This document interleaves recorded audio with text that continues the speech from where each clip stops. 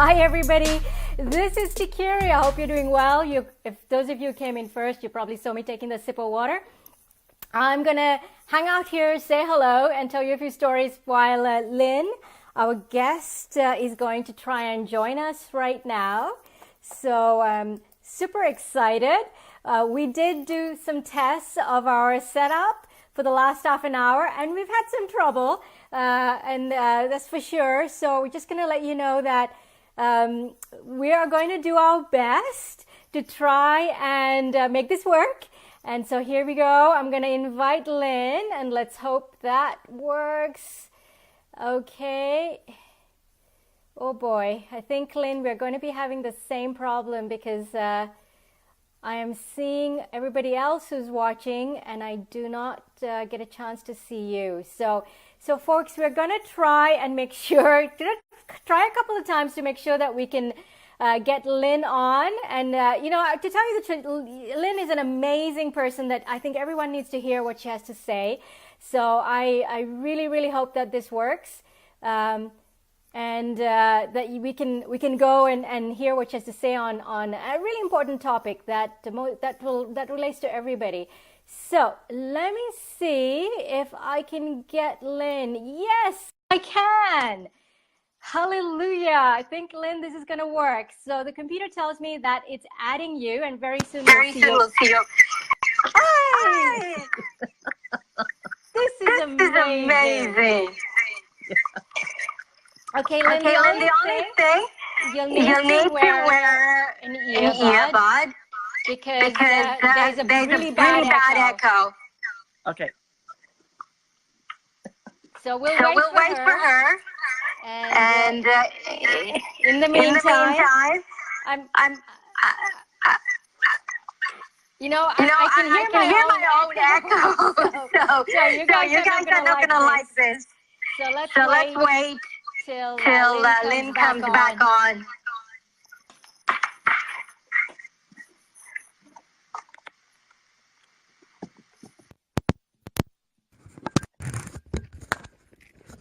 All right. Okay, so you can hear me well? Yes, I can. Lovely. And I don't hear an echo anymore. That's great. And I'm just going to put a little note. So Amanda, just a few things before we start, Lynn, because we want to introduce a topic. It's an amazing topic, and I think this will help many people. But before we go to that, I want to introduce Amanda. Amanda Whitbeck, she's helping us today. She's going to be monitoring the comments, welcoming everybody who's watching, and being the wonderful host that she is. And so just wanted to let everybody know that Amanda's out there looking out for you, answering your questions, and making sure that that Lynn and I stay on time, and that we don't forget the questions, and that we make sure that we acknowledge any of the comments that come our way. Does that and so big thank you to Amanda. And okay, so maybe before, Lynn, you and I introduce ourselves, because we want to tell everybody who you are, your background, and you have a very impressive, you got 30 years of extremely impressive experience that we can all, and wisdom that we can all gain from and glean from. So anybody watching, I'd say you're in for a treat. So before we go to the topic, can you tell us a little bit about yourself, like a Cole's note of your background? And I know it's a big one, which is going to be hard to put it down into a few words, but tell us a little bit about what your experiences have been. I've been working since after graduate school, and, climbed the corporate ladder. I had a lot of experience in sales, business development, becoming an executive, transitioned into executive C-suite roles at startups, and now I'm at Petite Queen. I have been for several years, and our passion is really to provide the programs and tools for women to achieve more faster, because that's one of the things I saw along on my journey, is that there wasn't the help so that women could really break through to the leadership more effectively. And as you know, we're sort of trained from childhood to sit in the back seat and be quiet and be polite. And while that's all good, certainly being polite and being kind, there's some specific leadership traits that we have to learn along the way. And I really feel there's a gap in traditional education and on-the-job training. So that's where it feeds my soul now. And Lovely. yeah. That's lovely. I think it's nice. It's amazing that you followed your passion, right? I mean, you could have stayed in the C-suite role in many of those organizations, and you're doing something that'll help not just you're helping the next generation of women to bring them up. So that's a weighty and mighty mission. Thank you for what you do. Okay. So if I'm looking down a little bit, it's because I'm trying to make sure I stay on track with looking at my iPad. Now, we have a very interesting, and maybe I should introduce myself very quickly as well. For those of you who don't know me, I know, Lynn, there are many people who came in, and there'll be a lot of people watching afterward. And I find most of my live videos, people watch after that, and you'll be sharing this with your peeps as well. So just very quickly, I am an author. I started off actually on the streets of Vancouver. I'm an immigrant girl. I remember at 19 leaving not a very happy childhood, standing on the streets of Vancouver with a suitcase in my hand, filled more with books, Lynn, than with clothes. I can tell you that. I grew up with books and not knowing where to go, but somehow through, pulled up my bootstraps, worked every job I could. I tried to sell vacuum cleaners. I cleaned toilets. I did all the menial work to get myself up through 2 degrees, and went on to managing multi-million-dollar projects and to working for the largest organizations here in Canada, as well as in Europe, and as well as in Southeast Asia. So that's a little bit of my experience. So I think between you and I, we probably cover half a century of work and all the sectors, right? Okay, so maybe we'll dive right into the topic, Lynn. No, what we say, I can't talk today. So the topic today is, how do we answer tough questions without using your cool? Maybe would you introduce the topic to us, and then we can get into the details and share some of our insights? This is something that comes up all the time, whether, you're the team member that's reporting to your manager, you're in a job interview, you're in an interview to get a promotion. It could be that a project's gone sideways and you need to report to an entire team. It could just be in a general conversation that comes up that, and there's so many different types of tough questions, right? So these could be really questions about, maybe there's been a failure and you need to answer that. It could be that it's a question that seems to you to be really odd or weird. And it could be a question that you simply can't answer, but you have to find a way to diplomatically address it. It could also be a question that you're not sure how to interpret. So, there's the whole range, and sometimes they really are those tough questions that you haven't considered, and you're on the spot right then, and you have to come up with a response of some format, or at the very least, let them know that you hear them, that you want to respond, but you need time to consider it, to ponder, and then to re-engage. That's true. And how many times have you come across these circumstances, right? Is there any way you could give us an example? Because I know and before we go any further, I want to give a shout out to a wonderful lady who's actually running a summit right now. A summit with a live summit with I was going to say best-selling authors from around the world. You and I were both invited to join. Yes. So Chelsea Behrens is running the Authenticity in Leadership Summit. I'm probably massacring the is that the correct headline there? Leaders. Leading with Authenticity. Yeah. Leading with Authenticity, yes. So now we both invited and we both mucked up the headline Chelsea, apologies if you're listening, but we love the show.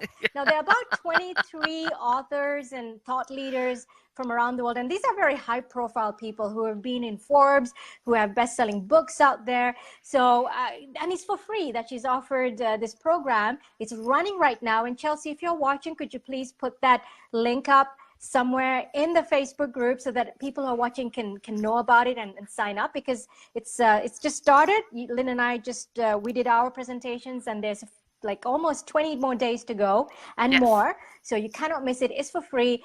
Downloading some of the wisdom of nuggets from people around the world. It's amazing. So the reason I bring Chelsea's summit up is because Chelsea asked this question of Lynn about how do you how do you address situations where you get asked tough questions. And so I know Lynn has an amazing, Lynn is extremely structured, and she has this amazing guideline that she's going to share with you. I think she will. I know she will. But before we share the guideline, Lynn, could you give an example so the viewers can get an idea of maybe one or two quick examples so they'll know, oh yeah, that happened to me. Now I know what they're talking about. Sure. I mean, wow. Let's see. Someone could ask you, why the metrics on a recent campaign aren't matching what you've done in the past. Where was the disconnect? So, I mean, that's sort of getting really granular. You could have, someone ask you, how you would handle a specific situation. Maybe they are personally. Oh, I think you froze for a minute there. So, Lynn, we're going to wait until you come back. And hopefully, because you were right in the middle of some juicy stories there. Let's see. Lynn, can you hear me? Are we okay? Or have I lost you? And do we have to perhaps try this again?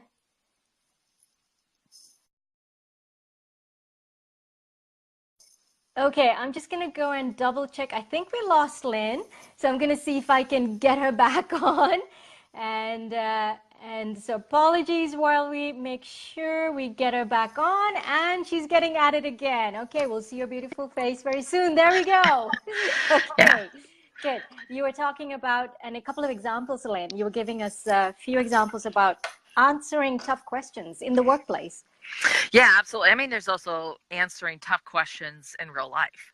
So, and it can be as simple of, how, why did this situation happen to me, and how do I deal with it? And so there's all kinds of tough questions that you have to answer. I think it's an everyday occurrence. Yeah. I think the audience could give us some great potential questions and how would we answer. But I know I had one that was recently that someone was asking. It was like, very seriously, like to give my, like, why is a manhole round? And I'm going like, what? And yeah, I mean, my initial was like, what? And of course, there's this whole spectrum. I also think that how you respond, there's based on your relationships. You have people who are really, it's a cold relationship that you really don't know them at all. And then you have a relationship that's really hot. So I don't mean hot, steamy. I mean, not in the workplace. Yeah, warm, cordial, or So, and in fact, there was one that was recently that we had one of our Ask Lynn's that someone said, how do I break through when I'm older and I seem to be passed over during the interview process because I'm older. So what can I do to break through to really stand out? So regardless, I think there's also that, like I said, depending on the relationship with them, on how you answer and how you respond could be a big thing. But the bottom line, I think there's three things. Always be respectful, give them dignity and compassion. And if you follow that rule of thumb, even if you get asked a question that's someone is trying to provoke you, or it's really sort of dripping with negativity, you can respond in a positive and empowering manner, and it sets you apart. It really reveals a portion of your character. And at the end of the day, that's where you want to be. and that's what you want to look back on and know that, you did your very best and you responded with those tenets in place. That's sorry, carry on. Yeah, no, I was going to say, I think that you and I are really on the same page with that. Oh, absolutely. I want to give an example before we move on to, because I want everyone to hear the answer that you gave Chelsea earlier, because it's a beautiful answer, and I think it'll be a nugget that everyone can take with them and apply right away. But I wanted to give an example to people. Tough questions can be asked at interviews. You're getting a promotion and you have to go and sit in front of a board or a panel, and they lob questions at you. Or tough questions could be from a colleague or a boss who's not very happy with the direction of your project, as Lynn mentioned. How do you respond to that? So that's really what we're looking at. And an example I want to give you was I was working for a very large international organization in Europe a few years ago, and I remember having, there were mostly European countries all around the table, and I was the one Canadian, and I remember how difficult, I always say that experience, it put bruises on my skin, but they made me stronger. But it was very difficult when you have external political agendas. In that environment, we had a real big politics involved. And then you have, as in any organization, we're human beings, we have our small politics too. I don't like Jane, she sits in the wrong side of the cubicle and she smokes too, all that stuff. And you have to deal with all of that, plus the work at hand, which can be contentious. So that's when these tough questions pop up. Interviews, meetings, when you are in a delegation, when you are running a project with a colleague, in a team, and it's human nature that we might sometimes agree or disagree, and it's not a bad thing. It's just part of work life. Okay, so why don't you share with us, Lynn, if you would, the wonderful steps that you shared at the summit, at Chelsea's summit earlier, because I think everybody should hear that. Sure. I call it the pickle. So the number one thing is, when you have a question, a tough question, or just a question that seems odd or strange, is you go with this pickle formula. And it's easy to remember, right? It's a pickle. You're in a pickle, how to answer. So always pause first. Take that moment to take a deep breath so that you can gather your thoughts. And the second thing is, I want everyone to acknowledge it doesn't matter why they ask this question. It doesn't matter if they have some kind of hidden agenda, or they're trying to provoke you, or that they're coming at it from a totally different angle that you haven't seen, or you don't have the same prism, so that you haven't looked at it from that way. So the next thing is, you need to control your emotions. So what I talked about earlier of being gracious, essentially, giving them respect, consideration, kindness. So you want to control your emotions. You don't want to do the, oh my gosh, the eye rolls, or so you want to keep that no frustrated sighs, like, why on earth are you asking me this? So there we have. And then the K is to keep in mind, that they're a team member. They're another human being. They're your coworker. They're your manager. They could be the CEO of the company. So whoever they are. So then, you want to let go of any kind of attitude. So once again, just shed that, like they're attacking me, or I need to be defensive, or, we think about that fight, flight, or freeze. So I think of the song, let it go, let it go. So you just have to, so that's part of this pickle, so that you can move forward. And then you express your response. Now, and I am going to say that sometimes the question can be sort of ticklish, and you may need time to ponder it and come back to them with an answer. So, and that's okay. But just let them know that I hear what you're asking, or you can ask additional questions. Like, I'd like to know more. What's the, not the purpose, but, how is this, going to, you got to be in the situation. Gosh, I can't even come up with anything right now to say. Yeah, but I know what you mean. Yeah. And so I think at the core, this whole pickle is respect, and treating them with respect and dignity. And then, because at the end, you're building this relationship that's a long-term relationship. Oh, my goodness. I cannot believe the calls today. I know. Technological problems. And you can't put the do not disturb on. Or But at least So, we didn't lose you. We didn't lose you. yeah, That's no, good. But this time yeah. I answered it I did it on the phone, not my Apple Watch. The Apple Watch didn't seem to work last time. So anyway, so yes. that's my answer. And I think Yeah. it's just important to also, when you consider, I want everyone to think about this. How you respond really reveals a lot about your character. Yeah. If you are very defensive and combative, that's not negative. And you know what? The other thing to consider is that, so you lose your cool. It happens to the best of us. It happens to me. I've been there. And yeah, and there can be a lot of different circumstances. Come back and, or at the moment, try, say, you know what? This is not how I want to respond. I need to take a step back and sort of regroup. I apologize, and let's reconnect in 10 minutes, 15 minutes tomorrow so that we can talk about this and I can answer your question.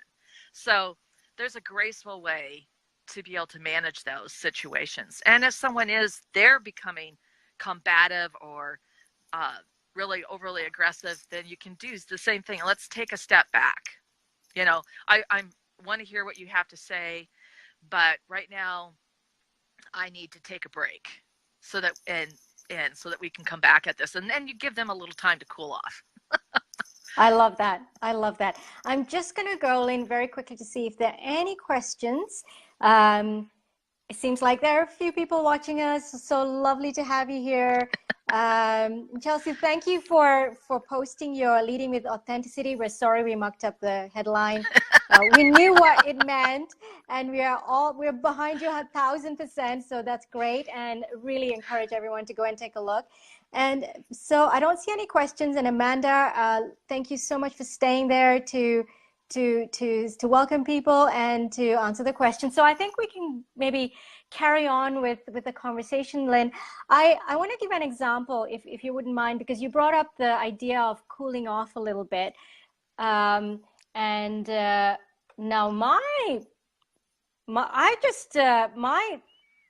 I'm just getting a little signal saying low battery, which is very strange because my phone has been charging all night and all day. So that is very strange. But if we go off, I apologize. It'll be me. But I want to give you that very quick example before my phone dies. I was working with a very senior manager in a public sector department, so senior that they were close to the minister. And I remember him getting extremely angry at something that happened that was I considered to be unethical. He didn't. And so we had a conflict in values. And yes, our definition of ethics, it was actually, I caught somebody cheating at a management exam. And I said, if somebody's cheating, I will not pass them. I will not allow that to happen. And we had a disagreement. He wasn't happy with that. She was a star employee, but it didn't matter to me. If you cheated, you cheated. Yes. He stood there yelling and screaming at me. It was 7 at night. I was, long day for me. And I remember that realizing at one point that he crossed the line. We were about 6 feet apart. He was behind this huge mahogany desk, screaming and yelling. And I realized after about 5-10 minutes, okay, now he's crossed the line. This is no longer a professional conversation, ignoring even the topic. And I said, we'll talk about it in the morning. It was 7 at night, and he was so senior, he could have fired me on the spot, and it didn't matter to me. I think part of the fact that it was such an unethical, the topic didn't hit my values. I told the one thought that crossed my mind was, can I look at myself in the mirror tomorrow if I went with what he suggested and still feel proud of myself? And the answer was no. But that was not the time to have that conversation. The man was a raging bull. So I said, we're going to talk about it tomorrow morning. And I walked out. And he was still screaming as I walked out. And I knew I would not have a job anymore, no more promotions.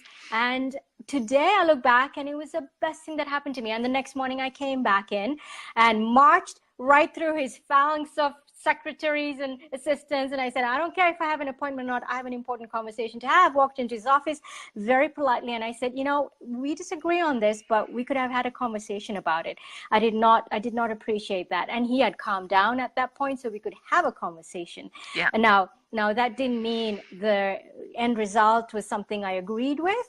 I actually made sure to, I realized that wasn't the place for me. If that the values certainly didn't match up, but that was really important, even in such a very scary, quote unquote, circumstances. I think it really helps to walk away, come back, as Lynn, you said, then they're calmed down, you're calmed down, you can take a breather.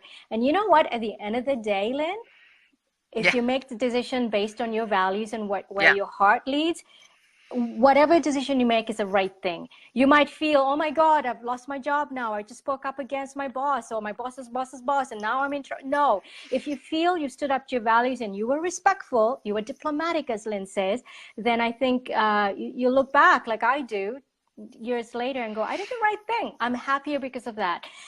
Okay, so. No, I had a similar situation. Somebody was ranting at me over something I hadn't done, and foul language and just completely out of control.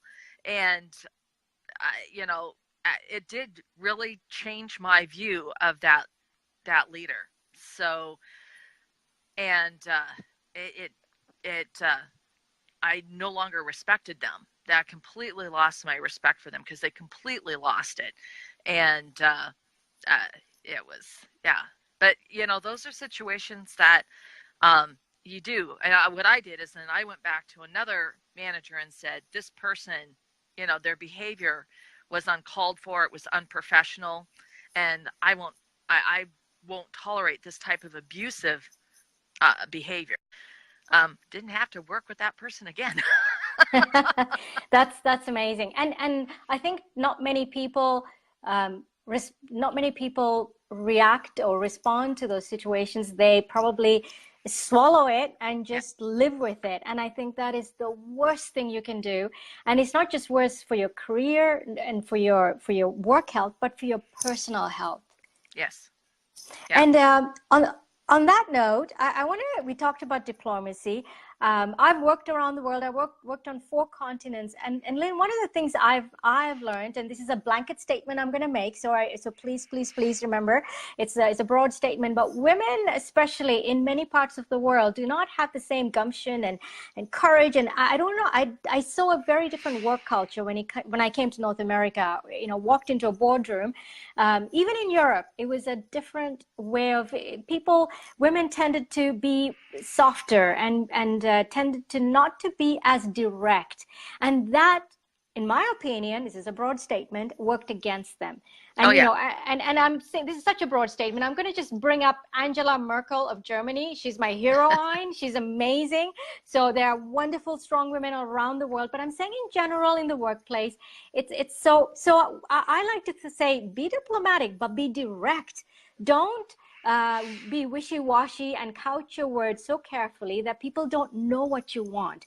And especially, and again, another broad statement, I think men like to, tell it to me straight. Tell me what you want. And then if it works, it works. If it doesn't, it doesn't. And I think that is important when we're in a tough situation, when we are asked a tough question.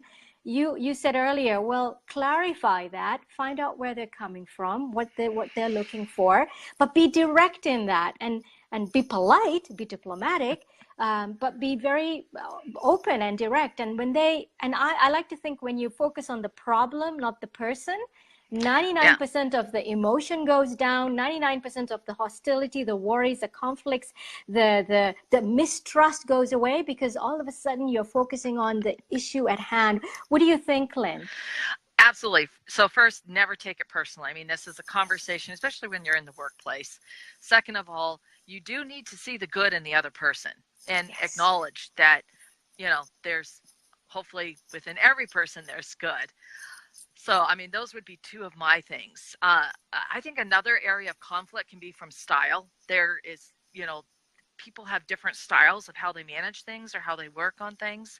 And so once again, sometimes you need to flex your style a little and they need to flex a little so you can get at that. And sometimes that's just bring it out in the open. we don't work the same way. We don't approach problems the same way or solutions the same way. And by getting that out on the table, you acknowledge that and you say, as long as we both get to the right place, it's okay that you do your work differently.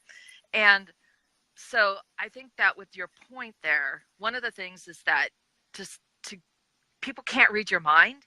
And that's why you do need to, if you have a conversation you need to have, think about the bullet points, break it down into bite-sized, digestible points so that you can state what you need to state, but in a way that is, once again, it's not accusatory. It's not about them as individuals. It's about the problem or the situation. So I think that's really important. Sometimes it helps if you can talk it out with either a mentor or a trusted friend. And you can say, I'm facing this situation. I'm not sure how to handle it. And sometimes when it is a situation like you say, where there's a real change in values, you can speak to their better self, and so that they can sort of like, I know that this isn't who you are. You're not a liar and a cheat. So, and that you value people who come to the table prepared, they do the work, and they earn their place. And I know those that we have those shared values. So, if you sort of, you try to reach out to them, and hopefully those really are shared values, and that they can recognize that they've made a disconnect in this situation, what that you were speaking to. And let's get back to square one. And how can we work with this person so that they can retrain themselves so that they can pass the course? Maybe that would be not having been in the situation, right? Yeah. No, I love that. There have been a few times I've been in really, really tough situations. And so I speak to the values that person, I know they aspire to, and they want to, who they want to be. And that's helped break down some barriers. So.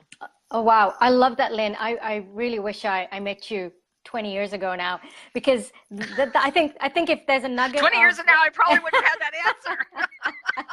That's true. But that's a nugget of wisdom I'm taking away with me. It's to connect with the other person's, or at least, and not second guess it, and to connect with and understand what their values are. I think that's an interesting something I want to think about some more, and maybe I need to start incorporating it a bit more. Thank you for that, Lynn.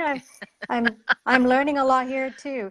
Now, I want to talk about, if my phone doesn't die off, I want to talk about one more related to this, honesty. And I found that when we are in tough situations, especially when a boss comes to you and says, why isn't the project done? Or if they're I've had bosses. I remember one boss who came to me and she was mad as heck, and her words weren't very polite or friendly. And of course my back goes up, and I'm just as belligerent, and that's just normal. So honesty is important, though, that you're true to yourself, because when you are in that situation is hard, and I understand sometimes the first thing you can do is, my dog died, or I didn't get a chance to, or it's Sally's problem, or John didn't do what he wanted to do. But to be honest to yourself as well as to the person in front of you, as long as you're in an environment of some trust and professional, and it's not a place where it's too hostile, but if it's a normal work environment, to being that honest, I think, is probably the number one policy, in a way that you don't say, oh, your hair looks crappy today. I mean, that's there's some reasonable honesty there.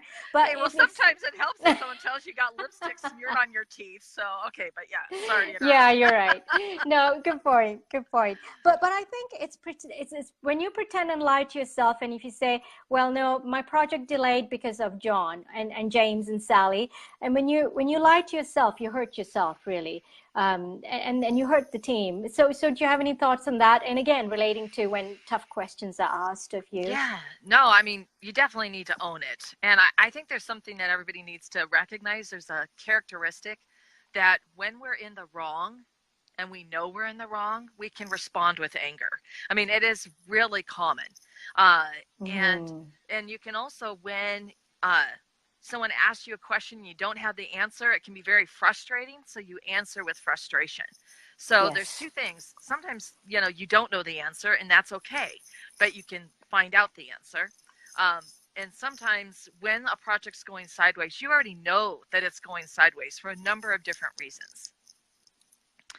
And so, having that, and what can you do in some bullet bite-sized pieces? Once again, this is what's happened. This is how we've addressed it.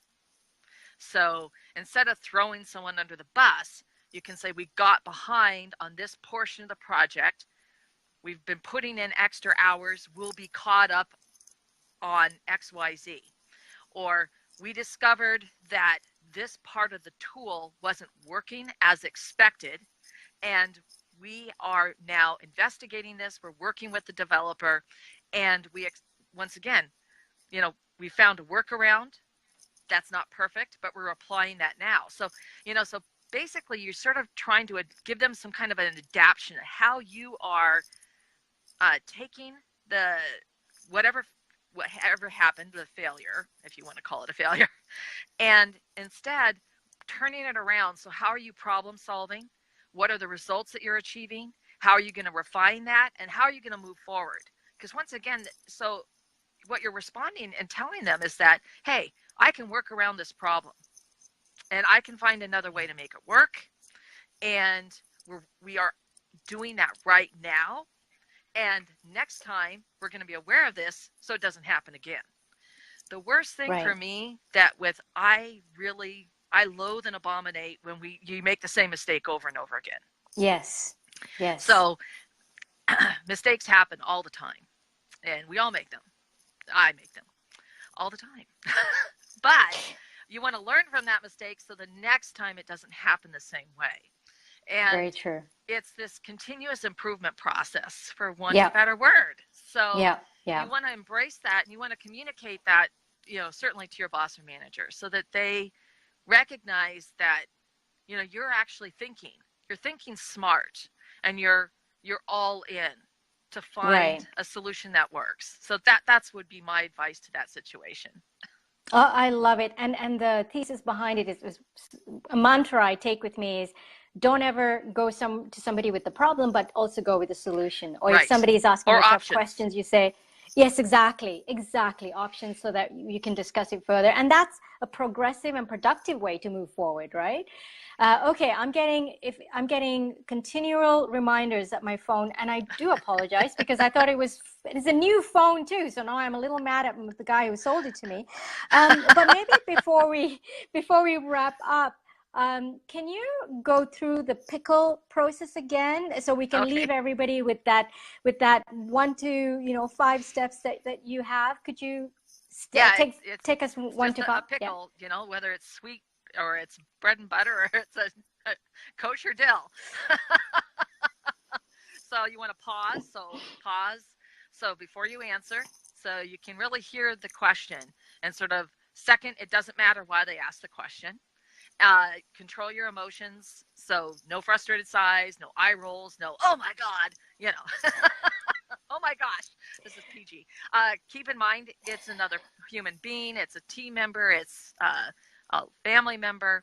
Let go of your attitude or annoyance. So just so you can move forward. And then respond in a professional manner, and express your answer with honesty that you've been talking about, and civility. And, that dignity, respect, and compassion. And because this is a long-term relationship that you're going to have, even if you don't work with them for very many years, I'm still connected to people I worked with 30 years ago. And that's amazing. And that really is a testament to your long-term success at work, because with these people. In fact, I saw several people who were on our shout out to Julie and to Bill. They're both people I've worked with when dinosaurs roamed the earth, and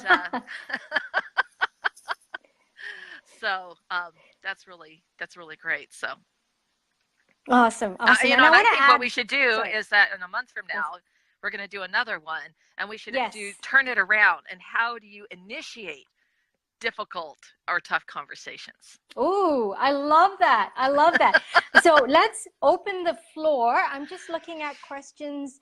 Amanda, do we have any questions? That I don't see any questions, but I do see people still watching. So hopefully we're giving some value. But I want to add something to Lynn's pickle, and maybe it's already incorporated in there. But and I'm gonna. This is a bit of tough love, and maybe the language is not going to come as nice as I wanted to, but don't be a doormat. Like, especially to the women, and especially I'm speaking to those women around the world. Stand up for your values, speak your mind, stand in your own power.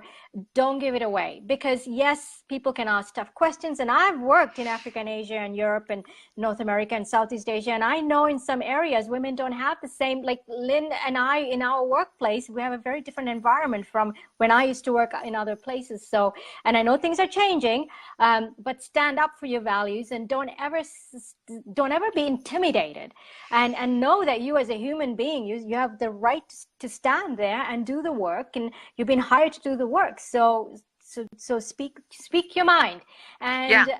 if you feel, don't ever let the fact of, oh, I'm going to lose my job, I'm going to make him feel bad, or I'm going to offend, all of that stuff, it doesn't matter really. As long as you're polite, diplomatic, and professional, that's what counts. You actually get respect when you stand up to yourself. Okay, so that's my little rant I just want to share. No, and I think sorry. it's good. I'm going to add one thing. To do that, stand up straight, roll your shoulders back, Yes. put your head up, look them in the eye. That's going to help you right there. So many women, I love it. They're sort of hunched over and they're making suggestions, but you got to stand up straight, roll your shoulders back, look them in the eye, raise your chin. And that in itself, that consciously and unconsciously, it impacts, all of a sudden they sit up and take notice that you've got something to say and that you need to be heard. So true. And it empowers yourself. Those physical actions transform your ability to speak. They really make a difference and help you speak up. I love it. And the statistics show that 93% of communications is body language. And Lynn, what you said, if you see somebody in front of you with that stature, with that posture, you automatically, you open your ears and you start listening to them. It's just the human nature. So I think that's wonderful. Now, that's a lovely way to end. And I'm going to promise you next month, my phone is going to either change or something's going to happen, because I would love to continue this conversation, Lynn, but I am worried we might have to, it might just blow up on me. So next, what are we, maybe we'll end with a few things. I'd love to hear what you're doing in the next 3 to 4 weeks. And also at the end, let's come up with a topic, or ask everybody, if you have a topic that you'd like us to answer, or from our collective experience you'd like us to come up with some ideas or suggestions, or if you're struggling at work or in your career, or whatever it is that you're doing, that you feel like, oh, I'd like to find an answer, use Lynn and I as your board of directors, mentors, whatever you want to, help, advisors, and just pop the question into the Facebook video comments, whether it's live now or later. If you're listening, we'll both go and check back, ask your questions, and we'll see if we can answer them in the next in 3 to 4 weeks. In 4 weeks, we'll be here together. First Tuesday of every month, Lynn and I are going to be here to solve your headaches, solve your issues, and hopefully give you some motivation and some empowerment to move forward. But before we do that, tell us, Lynn, what's your next 3-4 weeks? What are you doing? What are you oh my goodness, achieving? What? Well, we have what are you not webinar. doing, right? Yeah, we have a new webinar that's coming out that my team has really put a tremendous amount of effort and energy into. It's fantastic. It's called the 7 Steps to Beat Imposter Syndrome. So for those women out there who are struggling with feeling like they're a fraud, they just don't aren't good enough, I would recommend you watch that. You can join our weekly wisdoms on our website, petitetoqueen.com, and you'll be getting an invitation for that. We also have a number of new courses that are coming out. So how to overcome self-doubt, how to speak up in meetings. Those are a couple of the topics. So those are things that we're working on. And it's still to feed that passion so that women can achieve more faster. And I would say that if they do have a specific question along with the chat, they can also ask it on our website, and I also respond to those with my Ask Lynn column. So, and I wonder that's another way. if I'm sorry, Lynn, carry on. No, that's fine. No, I just wanted to say, if Amanda is still with us, maybe you could add the links to Lynn's Ask Lynn website on the comments below, so then they can access that. What do you think, if you could do that? Sure. And I'm sorry, I didn't mean to interrupt you. Yeah, no, that's great. So that's a great idea. And then also the weekly wisdoms, how to sign up. But I know that you have had an amazing month here with your book hitting the bestseller list on Amazon. That's fantastic. I mean, I honestly, Tikiri, I don't think you sleep. I don't know how you get everything that you do done. It's just amazing. So, but that's congratulations. Thank you. It was a lot of hard work. That doesn't happen overnight. And if anyone's interested in how to write a book and how to get it up the charts, maybe we can have a conversation about that in one of the future chats. But it's been fun. You know, what's really nice is when you do so much, spend a lot of time doing the hard work, and then you find it actually gets acknowledged in some way or the other. And you know, even your kind words, it means a lot, and it makes me feel warm and fuzzy, and it's worth it. It's worth it. So, okay, I think we'll wrap up. Is there anything else, Lynn, that I've forgotten to cover, or let me go back? No. I think the only thing was the topic for next time is like how do you approach it when you need to have you're the one who's initiating a difficult conversation. I love it. What do you think? I love it. And just a quick example, as a manager, as a new manager, having a conversation about performance with one of your teams, that was one of my biggest. You know, I had majors and Army current people who worked in the military worked for me at one point, and it was really tough. I'm 5 foot with heels on, so I'm not a pretty big woman, but to have those conversations, you walk into a room with somebody in a uniform, and you're sitting there and you got to tell them that they have to have a performance review. That's not easy to do. So I'm sure there are other people who have similar, and even having a conversation with your boss who you might have a disagreement with, right? So those are amazing. You know, one of the things I love about what you, Lynn, and your team offers is they're very practical. There are things that you can take, like the pickle, and you can take them and you can implement them. And it's not just words. So I love that. Okay, on that note, thank you, Lynn, for joining me. It's our first time, so apologies for the tech issues. But I think we're getting this. We're going to get this next time. And so it's next month, first Tuesday of April at noon PST, Pacific Standard Time. Lynn and I will be in this group. And if you have any questions for either of us, there's my Facebook group that you're in right now. Also, Lynn has several areas where you can ask questions, and Amanda will put down the links for that. And don't forget to sign up for Chelsea's Summit, because you're missing out if you haven't. It's free for 72 hours, and there's some amazing speakers that you cannot miss. And Chelsea's a wonderful interviewer. So you've got all these free resources right at your fingertips that we are giving back to you, because we've had, I know you and Lynn, we've had mentors, we've had help, we've had people, you know, you always stand on the shoulders of others, right? So this is our giving back to help you do the best you can do in your career. So on that note, thank you, Lynn, again. And thank you, Amanda, for all the work. And we'll see you in 4 weeks' time. Okay. All right. Okay. Take care. Bye-bye.